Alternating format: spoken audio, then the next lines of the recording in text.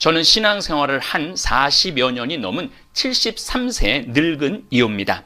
신부님께 메일로 써서 하루라도 빨리 세상에 알려졌으면 하는 바람이 있으나 자판으로 쓰려면 밤새도록 두드려도 제대로 전달이 되지 않을 것 같아 할 수 없이 편지를 쓰기로 작정하였습니다. 저는 예전부터 주식이라는 걸 했었습니다. 액수도 크지 않았고 소위 우량주에게 돈을 넣어놓고 어쩌다 열어보면 은행 이자를 웃도는 이익금이 붙어 이제껏 그렇게 살았습니다. 물론 용돈 정도 수준입니다. 그러나 제게 제가 넘어간다고 주식시장이 팬데믹이 본격화하기 전에 책과 강의를 듣고 1차 팬데믹 온 후 2차, 3차 팬데믹이 와서 시장이 1차 때보다 더 무섭게 붕괴된다는 말을 듣고 인버스라고 지수와 거꾸로 가는 ETF, 이것도 다 처음 듣는 얘기예요. 저 지금 ETF에 투자하여 손실을 보았습니다.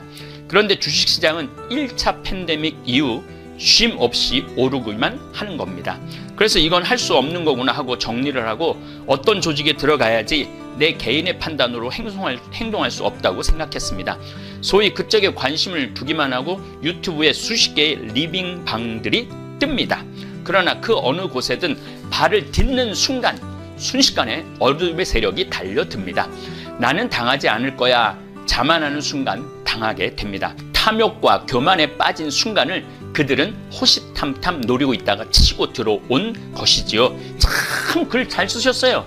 내용도 아주 정확하고 정말 숨기고 싶고 부끄러운 얘기지만 지수가 정말 붐같이 3,000을 넘어가고 그 폭등 열차에 올라타지 못한 수많은 사람들이 자괴감과 절망에 자학에 빠져 있을 때 자기들이 만회시켜 주겠다고 접근합니다. 원래 내 돈이 아니었는데 남 돈이 뛰었다고 내가 손해본 것 같은 바보들이 많죠. 이미 그 어느 리딩방에서든, 리딩방이라는 것도 저도 처음 듣는 거예요. 그쪽에 가입하는 순간 저의 정보는 그 악의 세력들에게 팔려가고 요즘처럼 집에 갇혀 유튜브와 카톡방에 매달려 사는 사람들에게 이익을 몇 배씩 내준다고 하는 유명한 사람들의 사진을 캡처하여 접근합니다. 영상을 라디오처럼 편하게 틀어놓고 들으셔도 좋습니다. 구독과 좋아요, 알람 설정 꾹 눌러주세요. 황창현 신부님의 행복 특강 지금 바로 시작합니다. 참이수님, 번외 특강 한국에서 주식 투자란 이란 주제로 강의를 합니다. 주식 투자는 시세 차익을 목적으로 주식회사의 증권을 사고 파는 투자 활동을 의미합니다. 현물 투자만을 주식 투자라고 일컫습니다. 그 대상은 상장 주식이 될 수도 있고 비상장 주식이 될 수도 있지만은 코스피, 코스닥 등의 주식 시장에는 상장 주식만 매매가 가능하므로 일반적으로 상장 주식의 매매를 일컫는 경우가 대부분입니다. 과거에는 객장에 갔어요. 그래서 거기서 주문하거나 주식 브로커 등을 통하여 매매했지만은 인터넷의 발달로 현재는 컴퓨터를 이용한 직접 투자, 본인이 직접 샀다 팔아서 할 수 있는 투자가 늘었고 매매의 편의성으로 인해서 단타 매매도 많이 늘었습니다. 샀다 팔았다 그러는 거죠. 뭐 100원 오르면 바로 또 팔고 또 좀 기다리고 있다 또 뭐 마음에 드는 거 있으면 또 샀다가 또 100원 오르면 팔고 그런 식으로 하는 경우가 있죠. 만약에 그런 매매를 지금 하고 있다면은 그분의 영혼은 지금 노예 상태에 있는 겁니다. 완전 주식 투자를 통해 재산을 늘리는 장점도 있지만 돈의 노예가 되는, 그래서 시간도 자기 마음껏 못 쓰고 그 컴퓨터 앞에서 아니면 스마트폰 앞에서 노예가 되어 있는 지름길이 주식 투자입니다. 하루 종일 읽으라는 성서책은 안 읽고 주식의 변동만 1분 단위로 체크하는 사람들도 있습니다. 돈의 노예가 되는 경우죠. 시간의 노예가 되는 경우죠. 돈도 노예가 되지만 그 시간조차도 자유롭게 쓰지 못하는 노예가 되는 겁니다. 요즘은 개인들이 주식 공부를 제대로 해서 수익률이 좋다고 하지만은 계속 샀다 팔았다 하면 95%는 결국 빈손으로 나온다고 합니다. 이때부터는 주식 투자가 아니라 노름이 되고 돈의 노예가 되어 자유로운 삶이 없어집니다. 집안을 빚더미에 올려놓고 집안을 파탄, 이혼, 온 가족을 아주 정말 분열시키는 악의 소굴로 끌고 가는 게 주식입니다. 하나 벌어서 하나 쓰고 둘 벌어서 하나 쓰고 하나 저축하면 인생이 자유로운데 그렇지 못한 것이 주식 투자입니다. 저같이 주식 투자를 안 하는 사람은 공부할 시간이 많습니다. 저는 주식도 안 들여다보지만은 텔레비 뉴스도 안 봅니다. 그러다 보니까 성경 공부, 중국, 일본, 미국의 이해, 그리고 아프리카 공부, 또 인류 역사 공부, 철학서적, 신학서적, 성서서적 읽다 보면은 지식의 풍요가 주는 선물은 엄청나게 안정적이고 기쁨을 누릴 수가 있습니다. 다볼 사이버 22만 교우들과 실질적 경험을 나누고자 하는 편지가 있어 저도 몰랐던 세계가 있어 여러분에게 공유하고 싶습니다. 잘 들어보시고 참조 부탁합니다. 아울러 101살 되신 김형석 교수님의 이야기도 나누고 싶습니다. 황창현 신부님께 일주일 전 쓴 편지를 붙이지 못하고 그냥 접으려고 했습니다. 저 개인적인 체험을 일반화하고 침소봉대하여 어렵고 힘든 세상에 더 어둡게 하는 것이 아닌가 해서 그런데 어제 신부님의 강의를 들으려 폰을 켰더니 바로 그 밑에 광고로 이상 투자가 뜨는 것입니다. 제 광고가 제가 선택할 수 있는 게 아니에요. 구글에서 제 광고 내용 이렇게 우리가 선정적인 거 이런 거 다 선택하거든요. 그런데 이제 일반 걸로 하기 때문에 아마 그 투자 그 광고가 떴던 모양인 것 같아요. 잘못 버튼이라도 누르면 바로 어둠의 표적이 되는 것인데 저 이거 몰랐어요. 오늘 이 강의 들으시는 분들은 절대 저는 주식 투자를 권고하는 사람은 절대 아닙니다. 하느님 나라 투자하라고 말하는 사람입니다. 요즘 하루에 10만 명의 젊은이들이 주식 계좌를 만들고 아무것도 없는 사람은 자산이 없는 사람은 벼락 거지가 되었다고 하는데 젊은이들이 얼마나 좌절과 절망에 빠지겠습니까? 우리 신부님 긍정적이고 희망을 주고 늘 밝게 웃으셔서 저희 자식들도 신부님을 가장 좋아합니다. 신부님이 가지신 빛으로 어둠에 떨어지고 있는 어린 양들, 탐욕에 빠져 눈과 귀가 막혀 있는 불쌍한 저희들에게 빛을 밝혀주시길 바랍니다. 제가 그 광고문을 보는 순간 어둠이 빛 바로 뒤에 도사리고 있구나 느꼈습니다. 참 제가 처음에 어둠의 첫 발을 디딘 것이 이상투자 그룹이었습니다. 신부님 강의는 노아의 홍수였습니다. 2021년 1월 9일 날 이 편지를 저한테 보내주셨어요. 그래서 제가 쭉 읽어보고 이 정말 내용이 너무 좋아갖고 직접 경험한 분의 체험을 나누는 게 좋겠다 싶어서 지금 읽어드리겠습니다. 황창현 신부님께 참미예수님, 저희들을 주님께로 이끌어 주시기에 온 마음과 정성을 다하여 유튜브로 열심히 방송해 주시는 신부님께 주님의 축복이 늘 함께 하시기를 기도드립니다. 저는 신앙생활을 한 40여 년이 넘은 73세 늙은 이호입니다. 신부님께 메일로 써서 하루라도 빨리 세상에 알려졌으면 하는 바람이 있으나 자판으로 쓰려면 밤새도록 두드려도 제대로 전달이 되지 않을 것 같아 할 수 없이 편지를 쓰기로 작정하였습니다. 저는 예전부터 주식이라는 걸 했었습니다. 액수도 크지 않았고 소위 우량주에게 돈을 넣어놓고 어쩌다 열어보면 은행 이자를 웃도는 이익금이 붙어 이제껏 그렇게 살았습니다. 물론 용돈 정도 수준입니다. 그러나 제가 넘어간다고 주식시장이 팬데믹이 본격화하기 전에 책과 강의를 듣고 1차 팬데믹 온 후 2차, 3차 팬데믹이 와서 시장이 1차 때보다 더 무섭게 붕괴된다는 말을 듣고 인버스라고 지수와 거꾸로 가는 ETF, 이것도 다 처음 듣는 얘기예요. 저 지금 ETF에 투자하여 손실을 보았습니다. 그런데 주식시장은 1차 팬데믹 이후 쉼 없이 오르기만 하는 겁니다. 그래서 이건 할 수 없는 거구나 하고 정리를 하고 어떤 조직에 들어가야지 내 개인의 판단으로 행동할 수 없다고 생각했습니다. 소위 그쪽에 관심을 두기만 하고 유튜브에 수십 개의 리빙방들이 뜹니다. 그러나 그 어느 곳에든 발을 딛는 순간 순식간에 어둠의 세력이 달려듭니다. 나는 당하지 않을 거야 자만하는 순간 당하게 됩니다. 탐욕과 교만에 빠진 순간을 그들은 호시탐탐 노리고 있다가 치고 들어온 것이지요. 참 글 잘 쓰셨어요.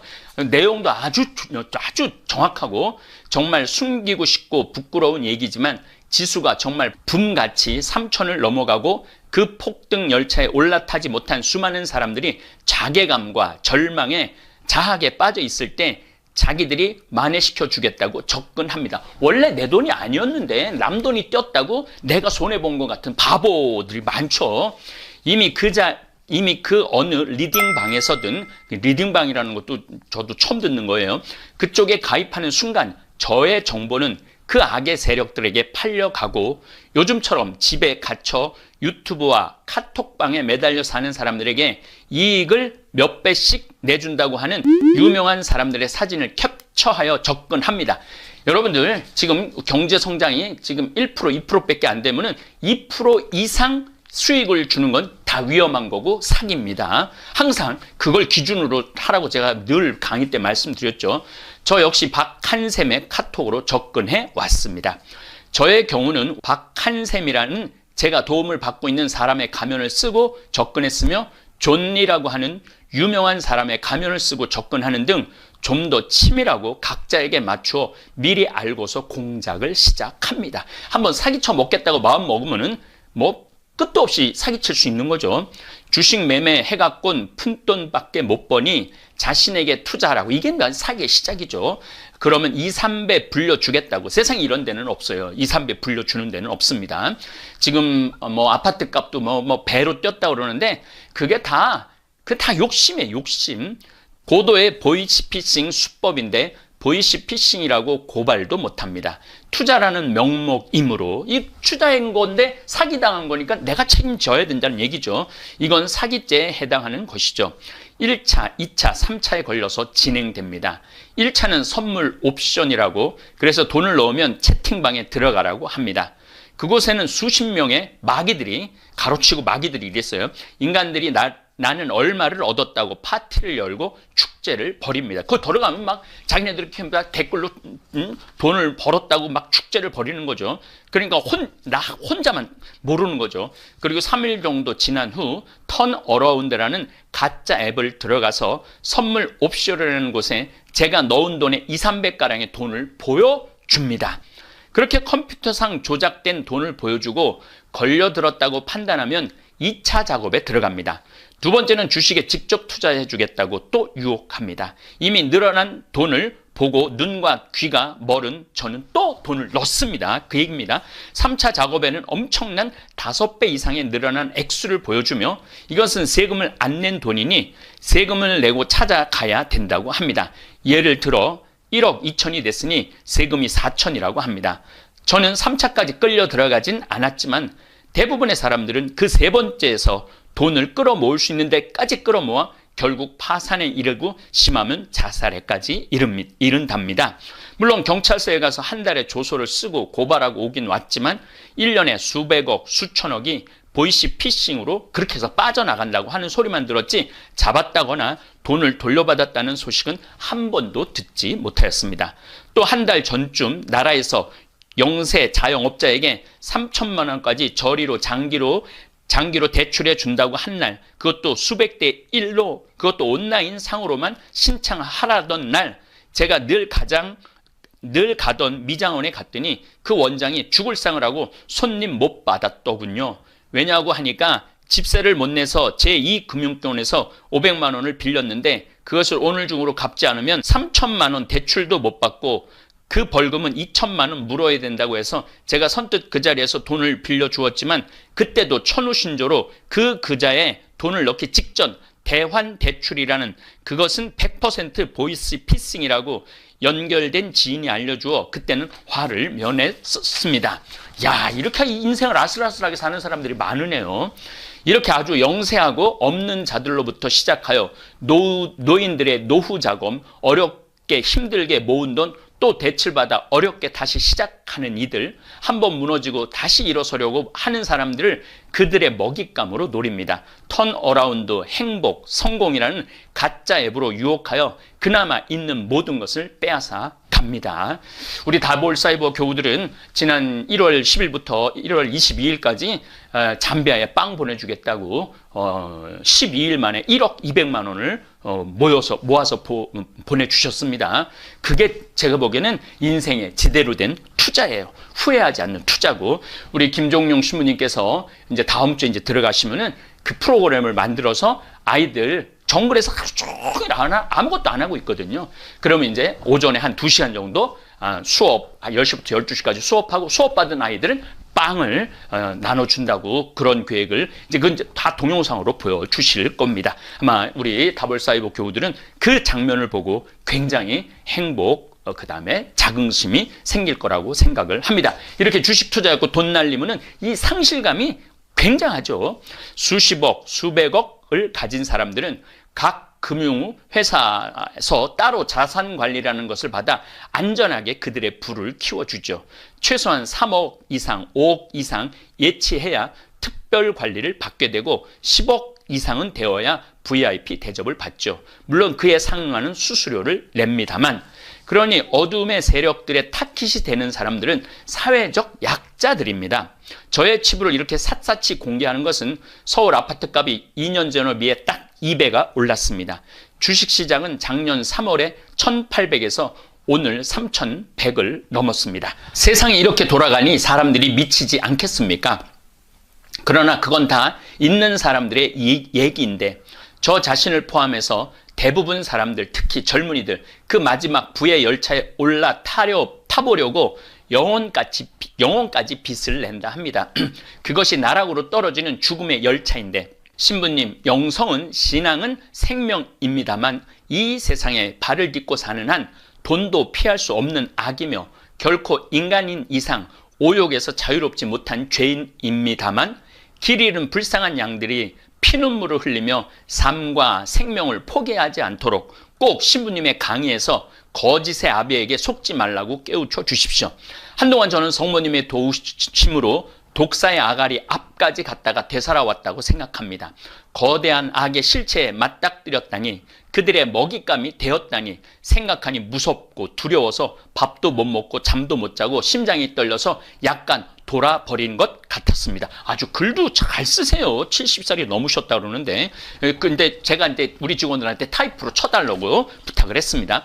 그런데 바로 그때 나다, 두려워하지 마라를 김웅렬 신부님께서 사복음서를 다 찾아 읽고 비교하라는 숙제를 내주셨고, 또 다른 신부님의 강의에서도 제가 30여 년 전 상지의 집 피정에서 뽑은 말씀 사탕, 너는 내가 지명하여 불렀으니 내 사람이다, 이사야 43장, 내가 어디에 가든 어디에서든 내가 너의 발끝 하나도 다치지 않겠다 하겠다는 주님의 말씀으로 다시 살아났습니다. 그들 어둠의 세력은 11월 2일부터 시작하여 거의 2달 동안 끈질기고 집요하고 교활하고 관악하게 저를 공격했습니다. 3,300까지 올라갔다가 지금 3,000 밑으로 떨어졌다고 인터넷에서 제가 확인하고 지금 올라온 시간입니다. 더 기가 막힌 것은 제가 처음으로 박한샘이라는 사람의 도움으로 200여만 원의 수익을 내서 박샘으로 착각하고 고맙습니다 하고 200만 원을 첫 수확이라고 안나의 집 김하종 신부님께 감사 미스가 예물로 바치고 왔다고 한 날에 잘했다고 칭찬해주고 그 다음 날에 본격 작업에 들어갔다는데 더 소름이 돋았습니다. 돈을 받아간 구자가 주 천안 바다 하지라는 곳인데, 천안은 신생기업들, 그래서 외국인 노동자들이 많이 일하고 벤처 기업들이 많은 곳으로 알고 있습니다만, 엊그제 오랜 친구인 교우한테서 전화가 왔는데 피땀 흘려 세운 어린 신생 기업들이 코로나로 어려움을 겪고 있는데 어떤 세력들에게 자금난에 빠져있는 그런 작은 기업들을 빼앗긴다는 전화를 받았습니다.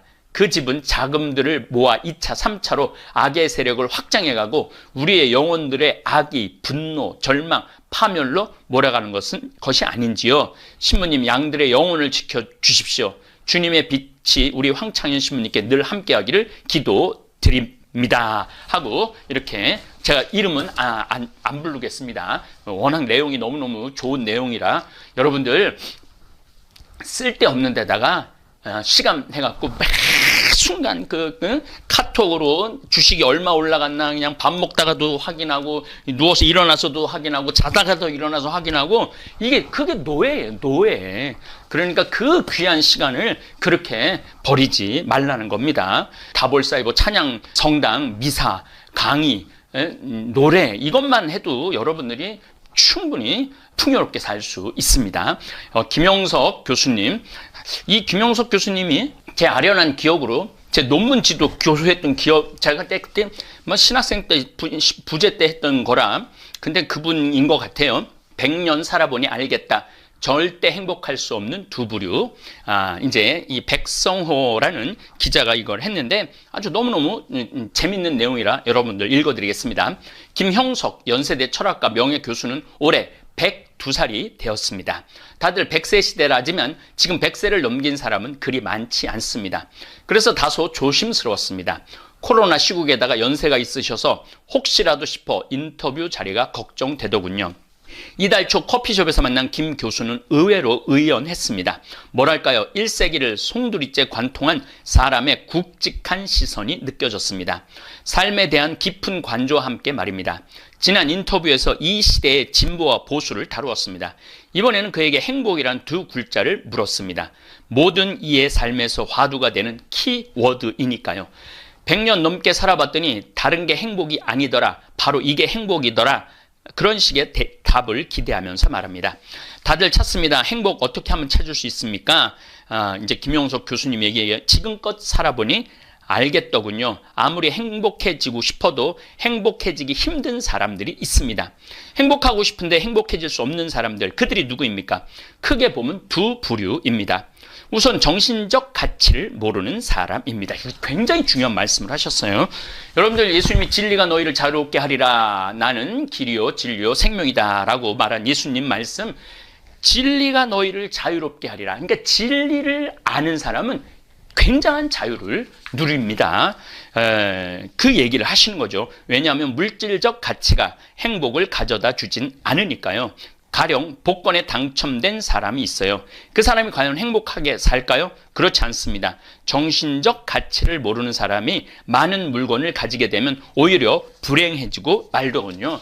그러니까 저도 지금 요즘 올해 2021년에 강의 주제가 비움의 영성이에요.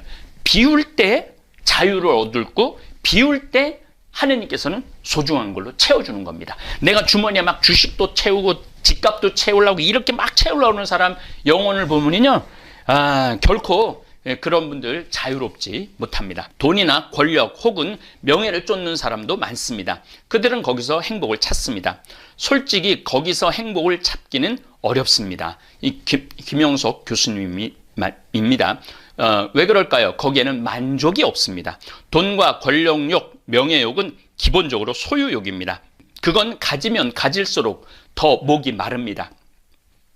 가지면 가질수록 더 배가 고픕니다. 그래서 항상 허기진 채로 살아가야 합니다. 행복하려면 꼭 필요한 조건이 하나 있습니다. 그것은 만족입니다. 이것도 예수님이 늘 말씀하시죠. 항상 만족할 줄 알아야 된다. 그래서 오리를 가자고 그러는 사람한테는 심리를 가지고 겉옷을 달라고 그러는 사람한테 속옷까지도 내주어야 된다. 이게 다 비움의 영성이에요. 비움의 영성. 만족을 알려면 어떻게 해야 됩니까? 정신적 가치가 있는 사람은 만족을 합니다. 그런 사람들이 행복한 삶을 살더군요. 정신적 가치를 모르는 사람이 명예나 권력이나 재산을 거머쥘 때도 있습니다. 그런데 결국 불행해지더군요. 명예와 권력, 재산으로 인해 오히려 불행해지고 말더군요. 지금 우리 주위에도 그런 사람들은 많이 있습니다. 높은 자리까지 올라갔다가 일순간에 떨어지는 사람들 많이 우리가 볼 수 있죠. 인터뷰를 하면서 실감했습니다. 김영석 교수의 메시지는 참 묘한 매력이 있더군요. 언뜻 들으면 누구나 할 수 있는 말처럼 들립니다. 너무나 당연한 말처럼 말입니다. 그런데 행간을 곰곰이 씹다 보면 확 달라집니다. 씹으면 씹을수록 진한 국물이 우러납니다. 그건 100년의 삶, 100년의 안목으로 우려낸 삶에 대한 묵직한 통찰이겠죠. 정신적 가치를 추구하라는 거 참 중요한 얘기 같아요. 행복하고 싶은데 행복할 수 없는 삶, 그건 정말 비극입니다. 그런데 우리만 모르고 있는 걸까요? 내가 바로 그 비극의 주인공일 수 있음을 말입니다. 주식 투자에 목숨을 거는 분들, 일확천금 노리는 분들, 그런 분들이 결국은 넘어지게 돼 있고 떨어지게 돼 있죠. 그래서 두 번째 부류를 물었습니다. 건너고 싶어도 행복의 강을 건너지 못하는 사람들, 그게 누구인지 말입니다. 두 번째는 이기주의자들입니다. 그들은 절대로 행복할 수가 없습니다. 제가 잠비아 봉사활동 7년을 다니면서 우리 치과의사 선생님들, 안과의사 선생님들, 그리고 대학생들, 중고등학생들 이렇게 함께 7년을 다녀봤는데, 거기서 그 가난한 이들한테 내가 뭔가 나눠줄 수 있다라는 거, 함께 한다라는 거, 그들이 누리는 행복은 상상도 할 수 없을 만큼 크다는 걸 제가 많이 느낍니다. 그리고 지금도 끊임없이 함께 빨리 가자고, 그건 뭐 돈 생기는 일도 아니고 내 돈 들이는 일인데도 불구하고 1년에 버킷리스트 중에 첫 번째, 내가 해보고 싶은 일 중에 첫 번째 일 중에 하나가 소망이라고 그러는 분들도 굉장히 많습니다. 뜻밖의 진단이었습니다. 다들 자신을 챙깁니다. 나 자신을 챙기고 내 이익을 챙깁니다. 그걸 위해서 삽니다. 왜냐고요? 그래야 내가 행복해지니까요. 그런데 김형석 교수는 이기주의와 행복은 공존할 수 없다고 못 박았습니다. 이기주의와 행복, 왜 공존이 불가능합니까? 이제 기자가 물었죠. 우리 김형석 교수님이 이기주의자는 자신만을 위해 삽니다. 그래서 인격을 못 가집니다. 이거 굉장히 정말 철학적인 지금 표현을 쓰고 계신 거예요. 인격이 뭔가요? 그건 인간관계에서 나오는 선한 가치입니다. 이기주의자는 그걸 갖추기가 어렵습니다. 그런데 인격의 크기가 결국 자기 그릇의 크기입니다. 그 그릇의 행복을 담는 것입니다. 이기주의자는 그릇이 작게 담을 수 있는 행복도 작을 수밖에 없습니다. 맞죠? 내가 많이 비우면 비울수록, 내 그릇을 많이 비울수록, 내 주머니를 많이 비울수록 행복은 주워 담을 수 있는 것이죠. 그 대표적인 예가 지금 여러분들하고 다볼사이버 성당을 운영하는 저라고 생각을 합니다. 이 말 끝에 김형석 교수는 자신의 경험담을 하나 꺼냈습니다. 감동적인 얘기입니다. 제가 연세대 교수로 갈 때 몹시 가난했어요. 고생도 많이 했습니다. 그래서 학교에서 월급이 오르거나 보너스가 나오면 무척 좋아했습니다. 동료 교수들도 다들 좋아했습니다. 그런데 그때도 등록금을 내지 못하고 고생하는 제자들이 있었습니다. 그런데 스승이라는 사람이 자기 월급 올랐다고 좋아한 것입니다. 그건 교육자의 도리가 아니지요. 그 생각을 하면 지금도 미안하고 부끄럽습니다. 행복하지 않습니다. 무슨 말인가 하면 행복은 공동체 의식이지 단독자인 나만을 위한 게 행복이 아니더군요. 김 교수는 자기가 먼저 큰 그릇이 되어야 큰 행복을 담을 수 있다고 강조했습니다. 예, 제가 지금 이 유튜브 수익으로 1원도 안 건드리고 지금 한 1억은 벌써 나무 심는데 보냈고, 우리 김종용 프란치스코 신부님한테 그 통장 그 수익 들어오는 걸 보여주면서 이 씨도 많이 하고 나무 많이 심어갖고 경제름으로 만들어서 거기에 있는 사람들한테 희망을 주자고. 그리고 이렇게 우리 유튜브 구독자님들이 그렇게 많이 봐주시고 또 수익이 한 달에 막 2천만 원씩 들어오는 걸 보고 김종용 신부님이 희망의 빛을 보는 것 같더라고요. 그래서 굉장히 그 현신규 박사님의 그 나무 그 책도 다 읽으면서 자기가 생각하지 못했던 많은 부분들을 지금 배우고 있다고. 그래서 지금 같이 있는 시간이 너무 즐겁습니다. 김형석 교수는 최근 지방 출찬차 김포공항에 갔습니다. 예약자들에게 발권표를 다 나눠주는데 김 교수만 빠졌습니다. 문의를 했더니 항공사 직원이 이상하다며 급히 매니저를 불렀습니다. 달려온 매니저가 김 교수에게 혹시 연세가 어떻게 되시느냐고 물었습니다. 알고 보니 컴퓨터상의 나이가 1살이라고 떴습니다. 1920년생이신 김 교수는 올해 만으로 101살이십니다. 컴퓨터가 2자리 숫자만 읽게끔 설정되어 있었던 것입니다. 지금까지 대한민국 비행기만 930번 이상 탔어요. 그런데 직원이 보니 1살짜리가 930번 비행기를 탄 겁니다. 사람들이 종종 물어요. 올해 나이가 어떻게 되느냐고. 이상하죠? 저도 나이 생각이 없어져요. 내 나이 같기도 하고 아닌 것 같기도 하고, 1살이라고 하니 올해는 인생을 새로 시작하는 기분으로 살려고 합니다. 웃으시면서 이렇게 자기는 이제 1살이라고. 참 멋있는 말 같아요. 100세 시대라고 합니다. 다들 100세 인생을 기대합니다. 중요한 이야기입니다. 내가 연세대 교수로 처음 갈 때 30대 중반이었어요. 그때는 환갑이 되고 정년이 되면 내 인생이 끝날 줄 알았습니다. 당시에는 인생을 두 단계로 봤어요. 30세까지는 교육받고 나머지 30년은 직장에서 일한다. 그럼 인생이 끝난다. 막상 살아보니 어떻습니까? 그게 아니었어요. 가장 일을 많이 하고 행복한 건 60세부터였어요. 저는 지금 57인데도 이렇게 행복하고 즐겁고 좋은데 우리 김영석 교수님은 60세부터가 행복했다고 그래요. 내가 살아보니까 그랬습니다. 글도 더 잘 쓰게 되고 사상도 올라가게 되고 존경도 받게 되더군요. 사과나무를 키우면 제일 소중한 시기가 언제일까요? 열매 맺을 때입니다. 그게 60세부터입니다. 나는 늘 말합니다. 인생 사회적 가치는 60부터 온다. 그럼 60대 이후 어떻게 됩니까? 60을 넘어 90까지는 행복하게 살 수 있습니다. 사회적 열매를 맺을 수 있습니다. 그럼 90 이후에는 어떻게 되느냐? 되는 사람도 있고 안 되는 사람도 있더군요. 주로 건강 때문입니다. 의사들 이야기를 들어보면 혈압, 당뇨, 치매는 주로 60세 이후에 찾아옵니다. 그거를 6, 7, 80세가 돼서 관리하려고 하니까 힘이 듭니다. 그러니까 50세부터 잘 관리하면 됩니다. 그럼 90까지 다 간다고 합니다. 저는 이 글을 읽어보고 내가 이제 57인데 많은 분들이 내가 이제까지 해놓은 일이 굉장히 많다고 그랬는데 난 아직 시작한 것도 아닌가 이런 생각을 김 교수님의 글을 읽으면서 반성해 봤어요. 그리고 또한 희망도 가져봤습니다. 90세까지는 행복하고 보람 있게 살 수 있습니다. 의술이 발전하니까 4, 50년 후에는 100세까지도 다들 행복하게 살 수 있겠지요. 대화를 나눌수록 놀랍습니다. 김용석 교수는 지팡이를 짚지 않습니다. 제가 놀란 건 육체적 건강 때문만이 아닙니다. 100세 넘은 연세에도 정신력과 기억력, 사고력과 판단력이 놀랍습니다. 유연하고 열린 사고 역시 젊은이들 못지 않습니다. 100세의 건강 못지않게 100세의 정신도 궁금하더군요. 100세까지 건강하고 행복하게 살려면 무엇이 가장 중요합니까? 사람은 항상 공부를 해야 합니다. 참 저하고 똑같은 생각 가지고 있죠. 뭐든지 배워야 합니다. 그렇지 않으면 정신이 늙어버립니다. 사람들은 몸이 늙으면 정신이 따라 늙는다고 생각합니다. 그게 아닙니다. 자기 노력에 따라 정신은 늙지 않습니다. 그때는 몸이 정신을 따라 옵니다. 예, 그런 것 같아요. 그때는 퇴직하고 한참이나 지난 뒤입니다. 공부를 어떻게 하면 됩니까? 강연차 지방에 갈 일이 종종 있습니다. 그럼 거기서 지방 유지들을 만납니다. 장관 지낸 사람, 교수 지낸 사람들도 만납니다. 이야기를 해보면 다들 나보다 정신이 늙어 있습니다. 왜 그럴까 가만히 생각해 봤습니다. 결국 장관직 끝내고 정년퇴직하고 일도 안 하고 공부도 안 하기 때문이라는 걸 알겠더군요. 일과 공부를 안 하면 몸도 마음도 빨리 늙습니다.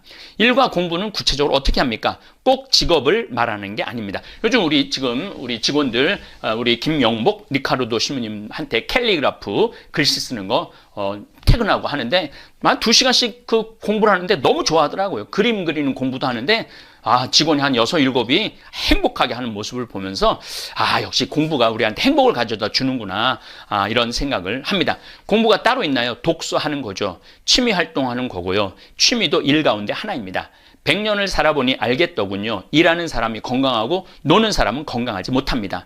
운동은 건강을 위해서 있고 건강은 일을 위해서 있습니다. 내 친구 중에 누가 가장 건강하냐? 같은 나이에 일이나 독서를 제일 많이 하는 사람이 가장 건강합니다. 맞습니다. 책 읽고 또 누죽벌산하고 청국장 가루 먹고 그다음에 성경 특강 듣고 이런 분들이 건강해지는 거죠. 그리고 또 빵 참여에 도와주고 또 일의 우리밀 내일 또 이제 우리 그거 할 건데 거기 일의 우리밀에 또 함께 하고 이러는 사람들이 건강한 것 같아요. 인터뷰를 마치고 나오자 겨울 공기가 상쾌했습니다. 참 값지다는 생각이 들더군요. 100세의 언덕에서 우리들 각자에게 던져주는 지혜의 알갱이들이 말입니다. 누구에게는 30년 뒤, 누구에게는 50년 뒤, 또 누구에게는 70년 뒤가 되겠지만 말입니다.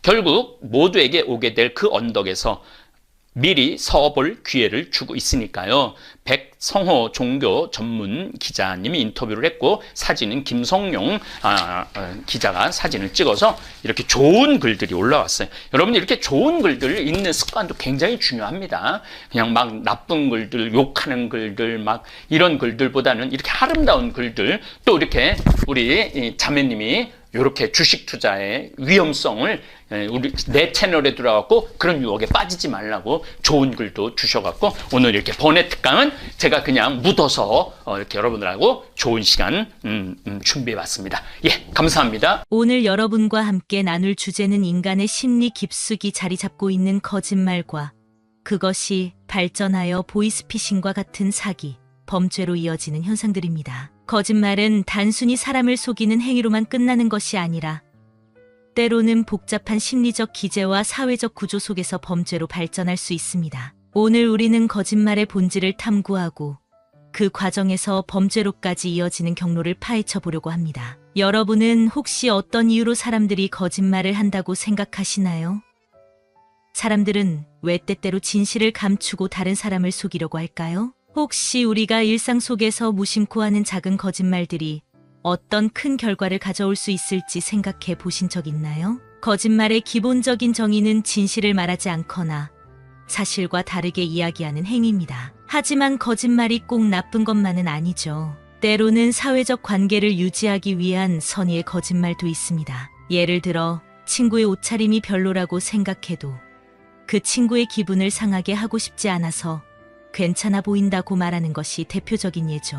이런 거짓말은 오히려 사회적 유대감을 강화하는 역할을 하기도 합니다. 하지만 문제는 이렇게 작은 거짓말이 점차 커지고 반복되면서 습관이 될 때 발생합니다. 거짓말은 인류의 역사와 함께 해왔으며 인류가 자신을 보호하기 위해 본능적으로 사용하는 수단 중 하나입니다. 초기 인간은 진실을 그대로 드러냈을 때 다른 사람으로부터 공격받을 위험이 있다고 느꼈기 때문에 거짓말을 하도록 진화했을 가능성이 큽니다. 이러한 거짓말의 심리는 범죄와도 밀접하게 연결되어 있으며 사기범들이 사용하는 주된 도구이기도 합니다. 우리가 일상에서 마주하는 거짓말에는 여러 유형이 있습니다. 가장 단순한 유형은 사실을 부정하는 거짓말입니다. 예를 들어 이 물건을 네가 훔쳤냐?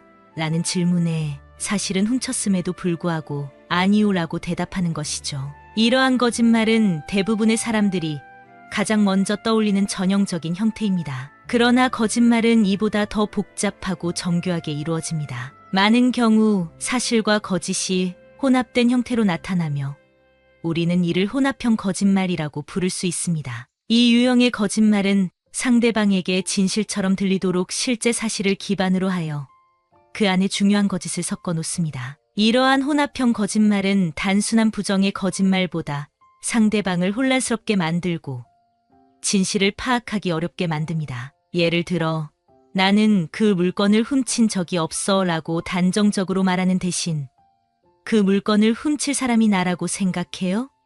라는 방식으로 질문을 돌려버리는 것입니다. 이러한 기법은 상대방의 의심을 다른 방향으로 돌리려는 목적을 가지고 있으며 거짓말을 할 때 매우 흔하게 사용되는 수법입니다. 또한 거짓말은 그 동기와 목적에 따라 다양한 형태로 구분됩니다. 누군가를 보호하기 위해 하는 선의의 거짓말, 자신을 방어하기 위한 방어적 거짓말, 그리고 자신의 이익을 극대화하기 위해 적극적으로 거짓말을 하는 공격적 거짓말이 대표적인 예입니다. 특히 범죄 심리학에서는 이러한 공격적 거짓말이 주로 사용되며 사기범들이 타인의 신뢰를 조작하기 위해 자주 활용합니다. 거짓말은 또한 말뿐만 아니라 몸짓을 통해서도 이루어질 수 있습니다. 예를 들어 교통사고 후에 실제로 목이 아프지 않지만 상대방의 잘못을 증명하기 위해 일부러 목을 잡고 고통스러운 척하는 경우가 있습니다. 이는 몸짓을 통해 상대방을 속이려는 전형적인 예입니다. 이런 식으로 거짓말은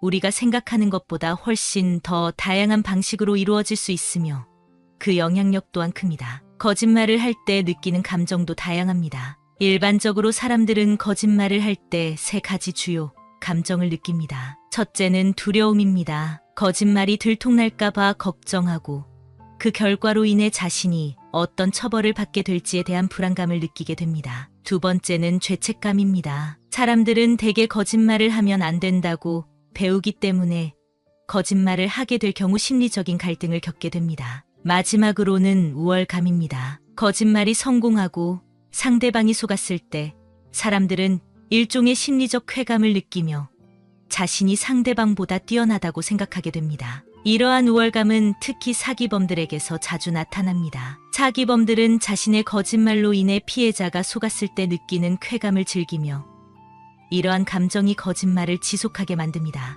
그들은 처음에는 거짓말을 하는데 두려움을 느낄 수 있지만 시간이 지날수록 그 두려움은 점점 사라지고 대신 상대를 속였다는 성취감이 커지게 됩니다. 이제 사기범들이 어떻게 거짓말을 사용하여 범죄를 저지르는지 알아보겠습니다. 사기범들은 일반적으로 자신을 남들과 다른 부류라고 생각합니다. 그들은 자신이 물리적인 힘을 사용하지 않고 머리를 써서 이익을 얻는다고 믿습니다. 예를 들어 강도나 절도범들이 물리적인 힘을 사용해 범죄를 저지르는 것과 달리 사기범들은 머리를 사용하여 상대방을 속이고 이익을 얻는다고 생각하죠. 사기범들은 범죄를 저지를 때 피해자의 심리를 철저히 이용합니다. 그들은 피해자가 믿고 싶은 것만 믿도록 유도하며 이를 확증 편향이라고 부릅니다. 예를 들어 사기범은 은행 이자보다 10배 이상의 수익을 줄 수 있다고 말하며 처음 몇 달 동안 실제로 그 약속을 이행합니다. 그러면 피해자는 사기범을 신뢰하게 되고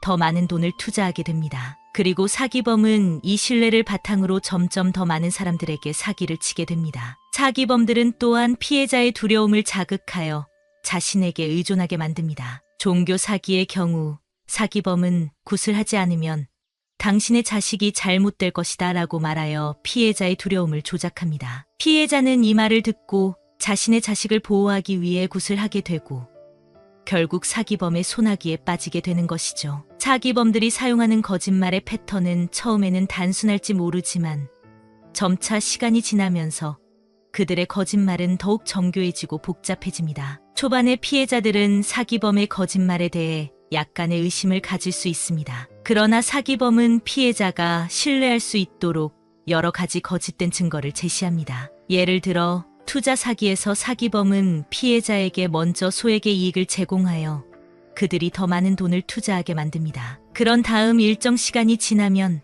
피해자가 충분히 신뢰했을 때 사기범은 큰 금액을 챙기고 사라집니다. 이와 같은 사기 범죄의 패턴은 매우 일관적입니다. 피해자는 초기에는 사기범의 말을 믿지 않더라도 사기범이 일관되게 작은 성공을 보여주면 결국 신뢰하게 됩니다. 그리고 그 신뢰를 바탕으로 더 많은 금액을 투자하거나 더 많은 사람들을 소개하는 등의 행동을 하게 됩니다. 사기범들은 피해자를 완전히 신뢰하게 만들기 위해 다양한 전략을 사용합니다. 그 중 하나는 피해자의 심리적 약점을 공략하는 것입니다. 사기범은 피해자가 돈을 벌고 싶어하는 욕망을 자극하거나 두려움을 이용하여 피해자가 자신을 의지하게 만듭니다. 예를 들어 지금 투자하지 않으면 좋은 기회를 놓칠 것이다.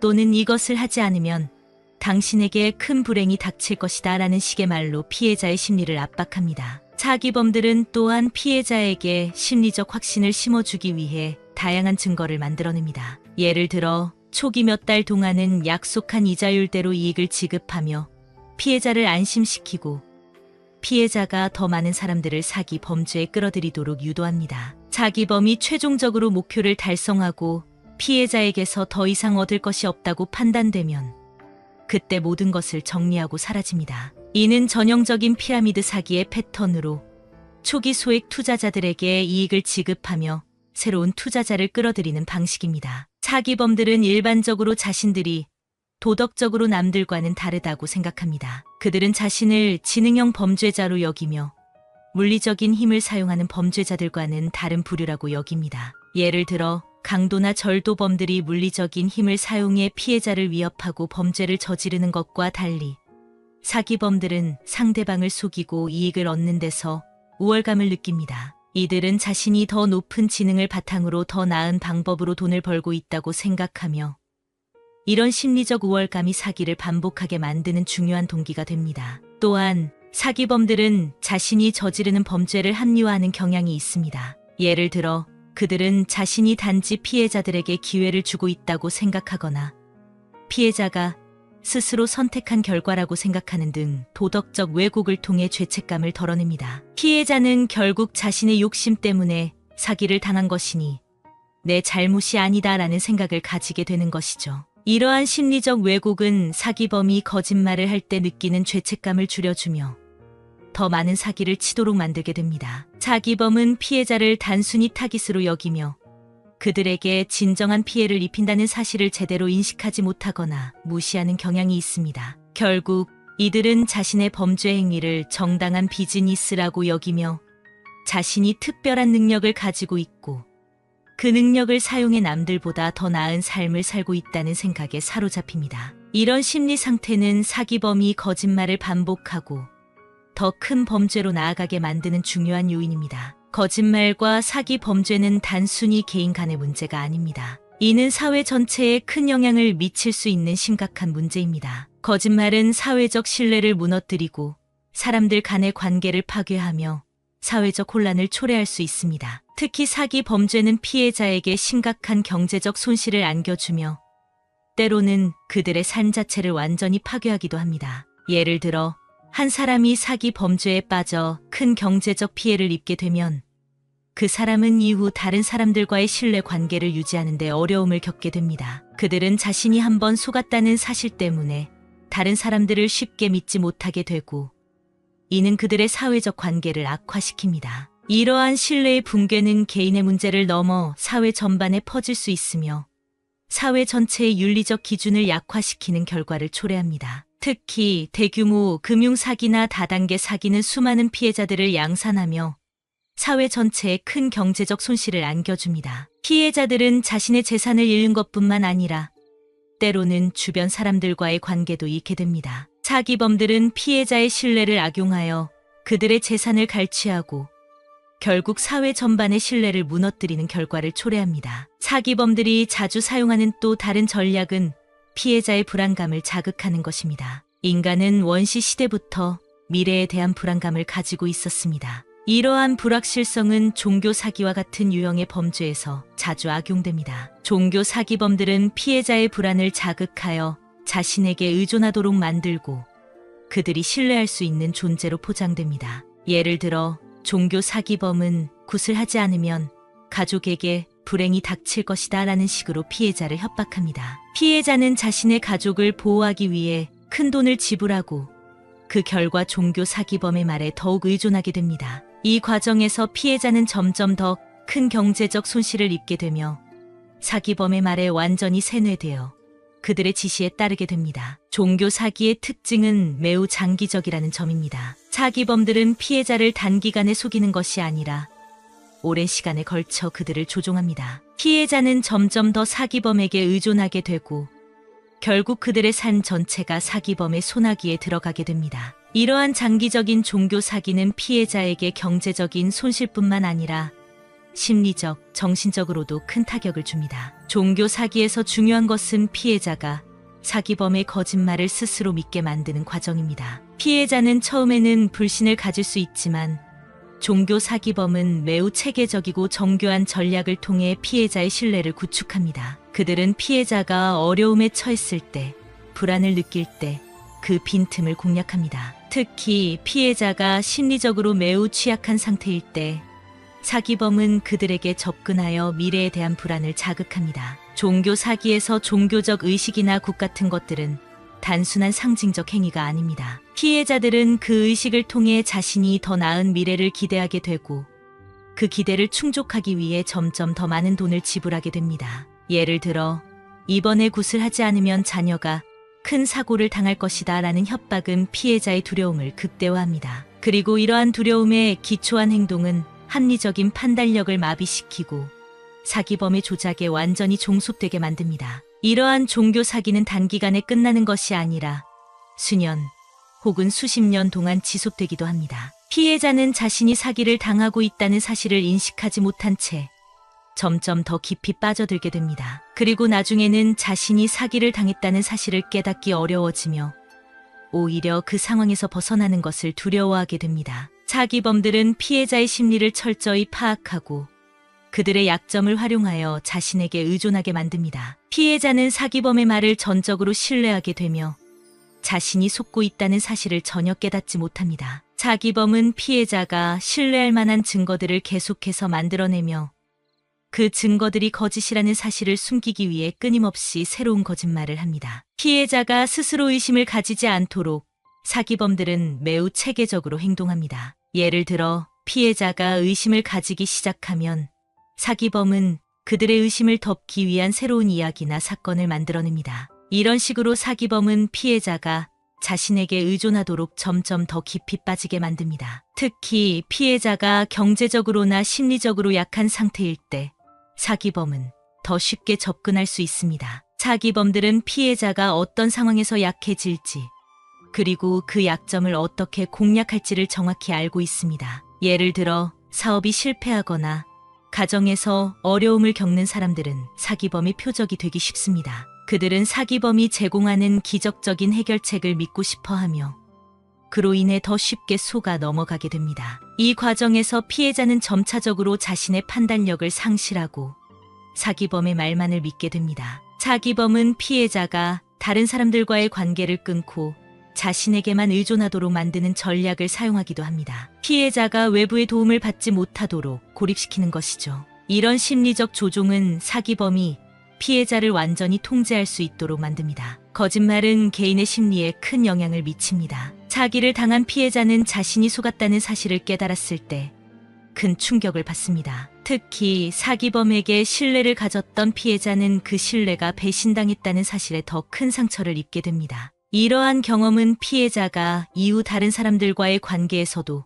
신뢰를 형성하는데 어려움을 겪게 만듭니다. 피해자는 다시는 누군가를 믿지 못하게 되고 이는 사회적 고립으로 이어질 수 있습니다. 또한 사기 범죄가 사회 전체에 미치는 영향은 매우 큽니다. 거짓말과 사기로 인해 사회적 신뢰가 무너지면 사람들은 더 이상 서로를 신뢰하지 않게 됩니다. 이는 사회적 불신을 야기하며 경제적 손실을 초래할 뿐만 아니라 사회적 유대감 또한 약화시킵니다. 특히 대규모 금융사기나 다단계 사기와 같은 사건은 수많은 피해자를 양산하며 사회적 혼란을 초래합니다. 사기범의 거짓말이 일상화되면 그 범죄의 규모는 점점 더 커지게 됩니다. 사기범은 처음에는 소규모로 범죄를 시작하지만 그들의 거짓말이 성공할수록 더 많은 피해자를 대상으로 범죄를 확대합니다. 이 과정에서 사회 전체가 그들의 범죄로 인해 피해를 입을 수 있습니다. 예를 들어 한 사람이 사기에 당해 재산을 잃게 되면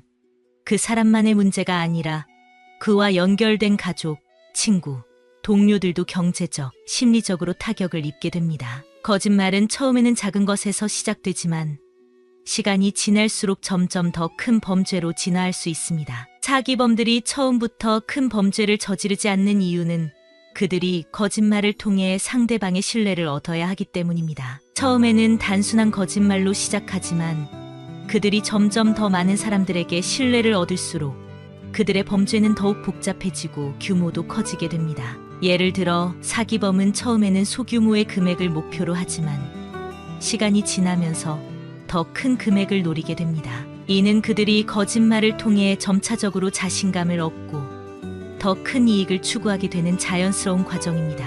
그리고 그들이 점차 더 많은 피해자들을 대상으로 범죄를 저지르게 되면 그들의 범죄는 단순한 개인 간의 문제가 아니라 사회 전체에 영향을 미치는 큰 문제로 발전하게 됩니다. 거짓말의 진화는 특히 사기범들이 자신들의 범죄를 합리화하는 과정에서 나타납니다. 그들은 자신이 거짓말을 통해 얻는 이익을 정당화하며 점점 더 큰 거짓말을 하게 됩니다.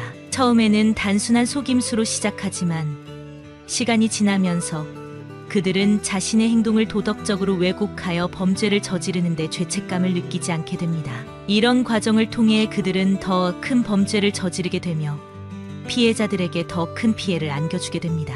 거짓말이 사회에서 일상화되면 그 사회는 신뢰를 잃게 됩니다. 사람들은 더 이상 서로를 믿지 않게 되며 이는 사회적 유대감의 약화를 초래합니다. 거짓말은 단순히 개인 간의 문제가 아니라 사회 전반에 걸친 문제로 발전할 수 있습니다. 특히 대규모 사기 사건이 발생하면 그로 인한 경제적 손실은 개인의 문제를 넘어 사회 전체의 경제 시스템에 영향을 미칩니다. 거짓말은 사회적 신뢰를 무너뜨리는 가장 큰 원인 중 하나입니다. 사람들이 더 이상 서로를 신뢰하지 않게 되면 사회는 혼란에 빠지고 경제적 활동도 위축되며 궁극적으로 사회적 불안정성이 증가하게 됩니다.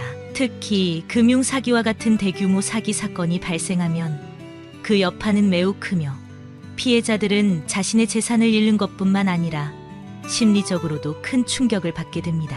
사회적 신뢰는 모든 사회 시스템의 기반입니다. 신뢰가 무너지면 그 사회는 더 이상 정상적으로 기능할 수 없습니다. 거짓말과 사기는 그 신뢰를 무너뜨리는 주된 요인으로 작용하며 이는 단순한 개인의 문제가 아닌 사회적 문제로 발전하게 됩니다. 이제 우리는 거짓말과 사기를 예방하고 대응할 수 있는 방법을 생각해 봐야 합니다. 거짓말과 사기 범죄는 개인의 문제가 아닌 사회 전체의 문제이기 때문에 이를 해결하기 위한 종합적인 전략이 필요합니다. 첫 번째로 교육을 통해 사람들에게 거짓말과 사기의 위험성을 알리고 그에 대한 경계를 심어주는 것이 중요합니다. 특히 금융교육과 같은 실질적인 교육을 통해 사람들이 사기에 쉽게 속지 않도록 예방하는 것이 필요합니다. 또한 사회적 신뢰를 회복하기 위해서는 거짓말을 예방하고 사기범을 처벌하는 강력한 법적 시스템이 필요합니다. 사기범들은 법의 허점을 이용해 자신들의 범죄를 저지르는 경우가 많기 때문에 그들을 잡아내고 처벌하는 법적 장치가 강화되어야 합니다. 이를 통해 사회 전반에 걸쳐 거짓말과 사기 범죄를 예방할 수 있습니다. 마지막으로 사람들 간의 신뢰를 회복하기 위한 사회적 노력이 필요합니다. 거짓말과 사기는 신뢰를 무너뜨리는 가장 큰 요인이지만 우리는 신뢰를 회복하기 위한 노력을 통해 사회적 유대감을 강화할 수 있습니다. 이러한 노력은 개인 간의 신뢰를 회복하는 것뿐만 아니라 사회 전체의 신뢰를 회복하는 데 중요한 역할을 할 것입니다. 이러한 내용들을 참고하시어 삶의 지혜를 얻고 마음 평안을 누리시면 좋겠습니다. 오늘 영상 도움 되셨다면 구독, 좋아요, 알람 설정 꾹 눌러주시고 이 영상을 소중한 분들께도 공유해주세요. 다음에 더 좋은 영상으로 찾아뵙겠습니다. 감사합니다. 성공한 사람들을 보면 크게 두 부류로 나뉘는 걸 알 수 있습니다. 하나는 자신이 성공했다고 여기저기 떠벌리고 다니는 사람들, 그리고 또 하나는 조용히 아무 말 없이 자기 삶을 사는 사람들입니다. 우리는 흔히 성공을 하면 자연스럽게 자랑하고 싶어질 거라고 생각하죠. 좋은 차를 사고 비싼 시계를 차고 SNS에 멋진 사진을 올리고 싶을 겁니다. 왜냐하면 그렇게 하면 남들이 나를 더 인정해 줄 거라고 믿으니까요. 하지만 현실은 그렇지 않습니다. 오히려 진짜 성공한 사람들은 그렇게 행동하지 않습니다. 왜냐하면 보여줄 필요가 없기 때문입니다. 돈이 많다고 높은 자리에 있다고 유명하다고 해서 굳이 그걸 드러낼 필요는 없습니다. 그걸 아는 사람들은 이미 알고 있고 모르는 사람들은 알 필요가 없죠. 그런데도 굳이나 성공했다고 떠드는 사람들이 있습니다. 그런 사람들은 왜 그럴까요? 간단합니다. 그 사람들은 사실 그렇게까지 성공한 게 아니기 때문입니다. 우리는 종종 SNS에서 성공한 사람들을 봅니다. 해외여행을 가고 고급 레스토랑에서 밥을 먹고 멋진 차를 타고 다니는 모습? 그런데 가만히 보면 그런 걸 보여주는 사람들은 언제나 뭔가를 팔고 있습니다. 강의를 팔든 자기 브랜드를 홍보하든 아니면 단순히 자기 자존감을 유지하려고 하든 간에 결국 목적이 있는 거죠. 진짜 부자들은 그렇게 하지 않습니다. 오히려 조용히 아무도 모르게 자기 일을 합니다. 왜냐하면 자랑해서 얻을 게 없기 때문입니다. 오히려 괜히 잘난 척했다가 사람들에게 이용당하거나 시기와 질투를 받거나 쓸데없는 오해를 사는 게 더 피곤합니다. 이건 단순한 돈 이야기가 아닙니다. 사회적인 성공을 이룬 사람들도 마찬가지입니다. 진짜 실력 있는 사람들은 자기 실력을 굳이 떠벌리지 않습니다. 왜냐하면 그럴 필요가 없으니까요. 자기 분야에서 최고라면 사람들이 먼저 알아서 찾아옵니다. 반대로 실력이 부족한 사람일수록 자기를 포장하려고 애씁니다. 우리가 흔히 듣는 말이 있죠. 빈수레가 요란하다. 이 말이 괜히 있는 게 아닙니다. 정말 내실이 있는 사람들은 굳이 시끄럽게 굴지 않습니다. 반대로 겉만 번지르르한 사람들은 자기가 얼마나 대단한지 떠들고 다닙니다. 이걸 좀 더 현실적인 예로 들어볼까요? 동창회에 나가면 꼭 이런 사람이 있습니다. 옛날에는 별거 아니었는데 갑자기 잘 됐다고 나타나서 자기가 얼마나 성공했는지 자랑하는 사람. 처음에는 다들 와 대단하다 하고 들어주지만 시간이 지나면 어떨까요? 대부분 속으로 이렇게 생각할 겁니다. 저 사람 뭐 저렇게까지 티를 내? 결국 그런 사람은 점점 멀어지게 됩니다. 반면에 정말 성공한 사람들은 조용합니다. 굳이 자기가 어떻게 살고 있는지 설명하지 않죠. 그런 사람들은 오히려 주변에서 먼저 알아보고 자연스럽게 존경을 받습니다. 그게 진짜 성공입니다. 그럼 우리는 어떻게 해야 할까요?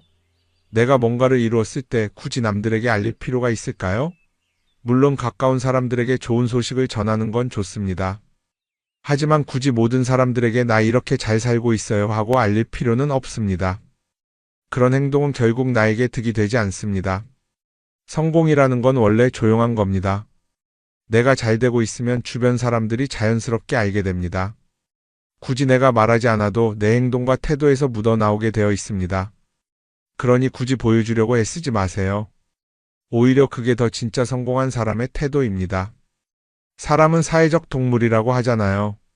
혼자 살아갈 수 없고 결국 사람과의 관계 속에서 기쁨도 얻고 때로는 상처도 받습니다. 그런데 한 가지 생각해 볼 게 있어요. 우리가 정말 인간관계가 필요해서 맺고 있는 걸까요? 아니면 그냥 그래야 한다고 배워서 어쩔 수 없이 유지하고 있는 걸까요? 어릴 땐 친구 많으면 좋다고 하죠. 사회생활에서도 인맥이 중요하다는 말을 많이 합니다. 그런데 정작 주변을 보면요, 인간관계가 넓은 사람일수록 스트레스를 더 많이 받아요. 전화벨이 울릴 때마다 이번엔 또 무슨 부탁일까 싶고 단체 채팅방에서 메시지가 올 때마다 이걸 또 어떻게 대답해야 하나 고민하죠. 관계가 많아질수록 책임과 피로도 함께 늘어나는 겁니다. 어떤 사람들은 인간관계를 줄이면 외롭지 않겠냐고 해요. 그런데 가만히 생각해보면 진짜 외로움을 느끼는 순간이 언제인지 아세요? 오히려 불필요한 인간관계 속에 있을 때입니다. 같이 밥을 먹고 얘기를 나누는데도 뭔가 허전하고 대화가 컥 돌고 속마음을 나누지도 못할 때, 그럴 때 우리가 더 외롭다고 느끼죠. 그렇다고 당장 인간관계를 다 끊어버릴 순 없겠죠. 하지만 적어도 내가 정말 소중하게 여겨야 할 관계와 그냥 관성적으로 유지하는 관계는 구분할 필요가 있습니다. 예를 들어 매번 나한테 부탁만 하고 정작 내가 어려울 땐 연락 한 번 없는 사람. 내가 실수하면 뒷담화를 하면서 내 앞에서는 웃는 사람. 이런 관계를 굳이 계속 이어갈 이유가 있을까요? 가끔은 이런 경험도 있을 거예요. 우연히 어떤 사람과 친해졌는데 만난 지 얼마 되지도 않았는데 너무 많은 걸 털어놓는 사람들 있죠. 자기 속사정부터 가족 문제, 직장 고민까지 쏟아내는 사람들. 이런 경우 두 가지의 가능성이 큽니다. 하나는 그냥 감정적으로 의존할 사람이 필요해서일 수도 있고 또 하나는 내가 믿을 만한 사람인지 떠보는 걸 수도 있어요. 어떤 경우든 이런 관계는 오래가기 어렵습니다. 사실 친밀함이라는 건 시간이 필요한 법이에요. 적당한 거리를 두고 천천히 서로를 알아가야 하는데 초반부터 급격하게 가까워진 관계는 쉽게 무너지는 경우가 많습니다. 처음엔 친하다고 생각했는데 어느 순간 사소한 일로 틀어지고 결국 남보다 못한 사이가 되는 거죠. 그러면 인간관계를 어떻게 해야 할까요? 답은 간단합니다. 억지로 맺지 말고 굳이 유지하려고도 하지 않는 거예요. 내가 편한 관계라면 자연스럽게 이어질 것이고 그렇지 않다면 서서히 멀어질 겁니다. 그리고 그걸 억지로 붙잡지 않아도 괜찮습니다. 관계를 유지하는 데 에너지를 쓰기보다는 정말 소중한 관계에 집중하는 게 더 낫지 않을까요? 어떤 사람은 내가 인간관계를 줄이면 나중에 나 혼자 남는 거 아니냐 걱정하기도 해요. 그런데 생각해보면요, 진짜 나를 위하는 사람은 많지 않아요. 인간관계를 줄인다고 해서 완전히 혼자가 되는 게 아닙니다. 오히려 불필요한 관계를 정리하고 나면 남아있는 관계들이 더 단단해지고 가치 있게 느껴질 겁니다. 예전엔 인맥이 자산이라는 말을 많이 했어요. 그런데 요즘은 꼭 그렇지도 않죠. 오히려 불필요한 인간관계가 많으면 그게 짐이 될 수도 있어요. 적당한 거리, 적당한 선. 이걸 잘 지키는 게 결국엔 가장 편한 인간관계를 유지하는 방법 아닐까요? 한번 곰곰이 생각해 보세요. 지금 내 주변에 있는 사람들 중에서 내가 정말 편하게 만날 수 있는 사람이 몇 명이나 되는지, 내가 억지로 맞춰주고 있는 관계는 없는지. 관계를 줄이면요, 외로워지는 게 아니라 오히려 더 자유로워집니다. 그리고 자유로워진 만큼 내 인생에서 정말 중요한 것에 집중할 수 있게 됩니다. 인간관계 너무 많은 걸 신경 쓰다 보면 정작 중요한 걸 놓칠 수 있어요. 그러니까 이제는 한 번쯤 정리해보는 것도 나쁘지 않을 겁니다. 사람들이 돈을 많이 벌고 싶어 하는 이유가 뭘까요? 단순히 돈이 많으면 좋으니까? 물론 그것도 있겠지만 사실 돈을 원하는 진짜 이유는 더 나은 삶을 살기 위해서겠죠. 그런데 문제는 돈을 많이 번다고 해서 반드시 삶이 나아지는 건 아니라는 겁니다. 오히려 더 많이 벌수록 더 많이 쓰게 되는 경우가 많아요. 가끔 이런 생각해 본 적 없으세요? 예전에는 돈이 지금보다 훨씬 적었는데 이상하게 그때가 더 여유로웠던 것 같다. 왜 그럴까요? 사실 우리가 원하는 건 돈 그 자체가 아니라 돈을 통해 얻을 수 있는 자유인데 돈을 벌면 벌수록 그 자유를 잃어버리는 경우가 많아요. 더 좋은 차, 더 좋은 집, 더 좋은 옷을 사면서 점점 더 많은 돈이 필요해지고 결국엔 돈을 벌기 위해 또다시 일해야 하는 악순환에 빠지게 되는 거죠. 한번 생각해 봅시다. 우리가 정말 필요해서 뭔가를 사는 경우가 얼마나 될까요?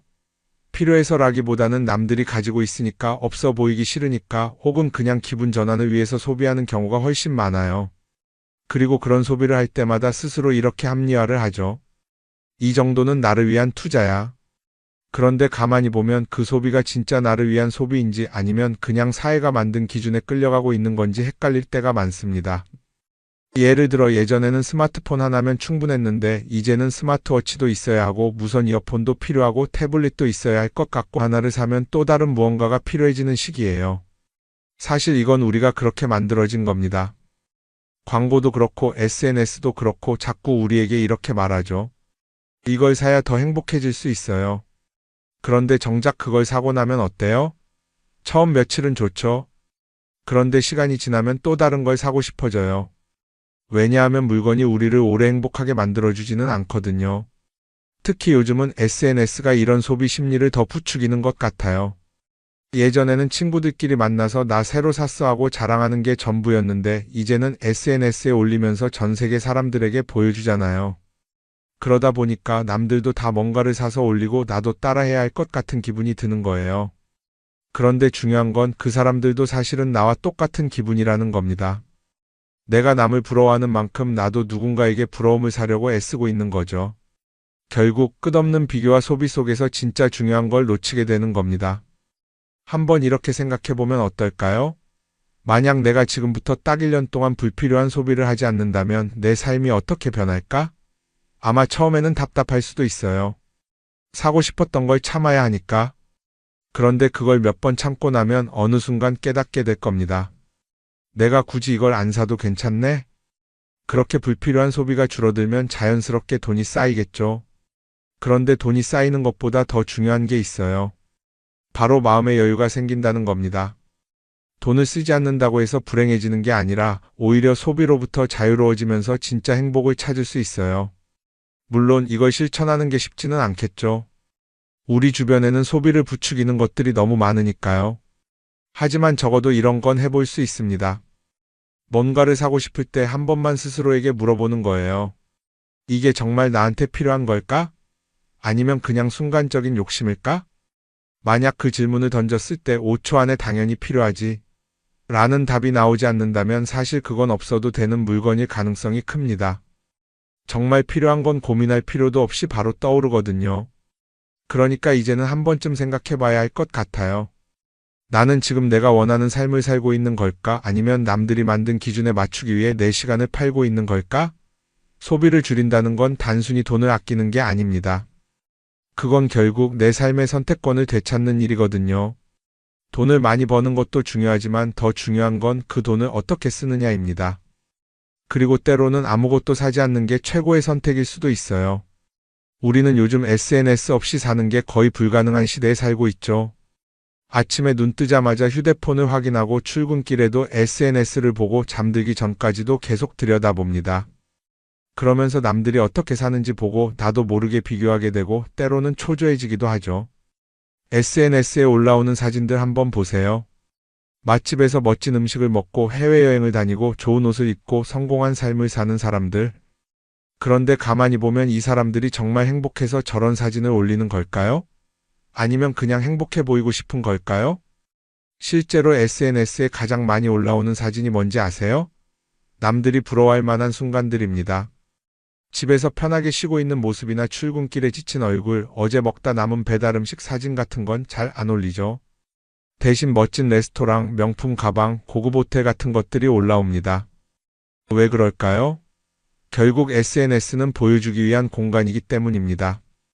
여기서 중요한 게 있어요. 우리가 SNS에서 보는 건 그 사람의 삶 전체가 아니라 편집된 일부 장면이라는 겁니다. SNS는 마치 한 편의 다큐멘터리나 영화처럼 잘 꾸며진 장면들만 보여줍니다. 그런데도 우리는 그걸 보면서 아, 저 사람은 나보다 더 행복하구나 하고 착각하죠. 예를 들어 SNS에서 한 친구가 해외여행을 가서 아름다운 풍경을 찍어 올렸다고 해볼게요. 우리는 그걸 보면서 부럽다, 나도 저렇게 살고 싶다라고 생각하겠죠. 그런데 정작 그 친구는 사진을 찍고 나서도 일 때문에 스트레스를 받고 있을 수도 있고 여행 비용을 감당하느라 카드가 걱정을 하고 있을 수도 있습니다. 그 부분은 우리는 알 수가 없죠. 그런데 문제는 이렇게 남들과 비교하는 습관이 쌓이면 결국 내 삶이 초라하게 느껴진다는 겁니다. 원래는 그냥 조용히 살아도 괜찮았는데 SNS를 보고 나면 나만 뒤처지는 것 같고 뭔가를 더 해야 할 것 같고 괜히 불안해지죠. SNS는 기본적으로 사람들의 비교 심리를 자극합니다.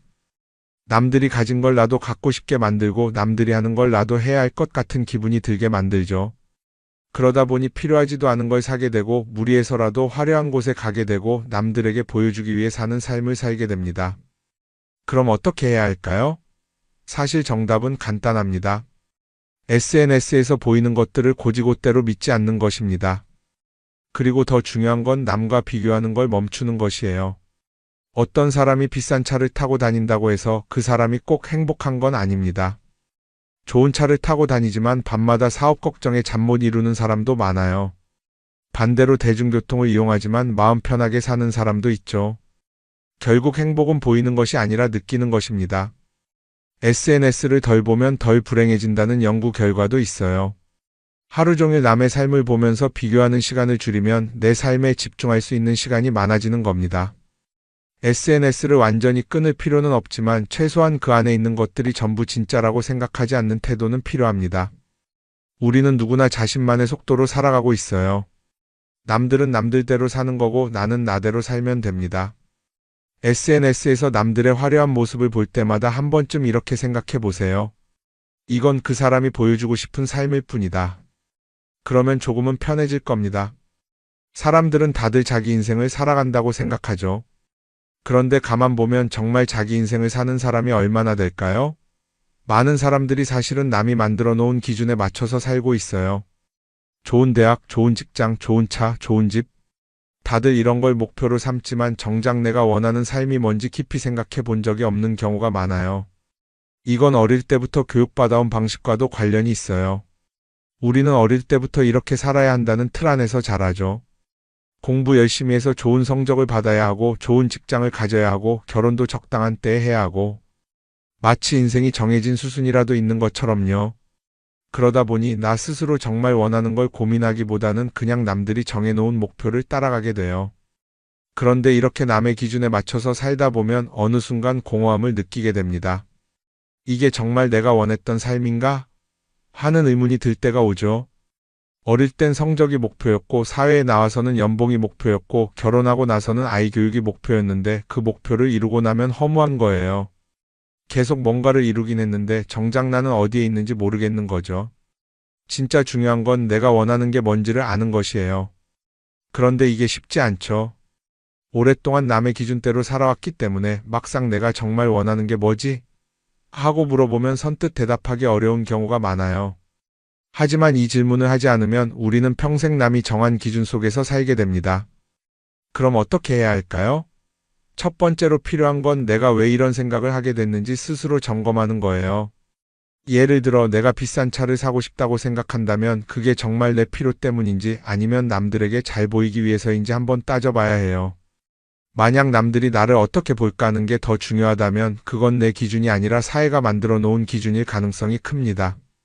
두 번째는 다른 사람의 의견에 휘둘리지 않는 연습을 하는 거예요. 우리는 살아가면서 끊임없이 남들의 평가를 받죠. 그 나이에 그런 걸 시작한다고? 지금 그게 가능하겠어? 이런 말들이 우리를 흔들어 놓습니다. 그런데 그런 말에 신경 쓰다 보면 결국 아무것도 하지 못하게 돼요. 중요한 건 남들이 뭐라고 하든 내가 결정하는 거예요. 물론 남의 조언을 들을 수도 있고 참고할 수도 있죠. 하지만 최종 결정은 항상 내 몫이어야 합니다. 내가 결정하고 내가 책임지는 거. 그렇게 해야 내 삶을 온전히 내 것으로 만들 수 있어요. 세 번째는 내가 한 선택에 책임지는 자세를 가지는 거예요. 많은 사람들이 무언가를 선택하고 나서도 후회하죠. 괜히 이걸 했나? 이 선택이 잘못된 건 아닐까? 그런데 한 가지 확실한 건 후회한다고 해서 과거가 바뀌지는 않는다는 거예요. 내가 한 선택이라면 그 선택이 틀렸다고 해도 받아들이고 그 안에서 최선을 다하는 게 더 중요해요. 이렇게 말하면 그럼 실수하면 어떡하죠? 라고 걱정하는 분들도 있을 거예요. 하지만 생각해보면 우리가 실수를 두려워하는 이유도 결국 남의 시선 때문이에요. 내가 실패하면 남들이 날 어떻게 볼까? 이런 걱정이 더 크죠. 그런데 남들은 생각보다 우리한테 관심이 없어요. 우리가 성공하든 실패하든 남들은 자기 삶을 사느라 바빠요. 그러니까 내 인생의 주인은 결국 나 자신이라는 걸 명확히 할 필요가 있어요. 내 선택을 하고 그 선택에 책임지면서 남이 아니라 나에게 맞는 길을 찾는 것. 그게 진짜로 내 삶을 살아가는 방법이 아닐까요? 어쩌면 우리는 너무 오랫동안 이렇게 살아야 한다는 틀 속에 갇혀 있었는지도 모릅니다. 하지만 이제는 한 번쯤 생각해 봐야 합니다. 나는 진짜 내 삶을 살고 있는가? 그리고 만약 아니라면 지금부터라도 조금씩 바꿔보면 어떨까요? 동글동글 콩으로 만든 청국장 동글동글 콩으로 만든 청국장 찌개로도 먹고요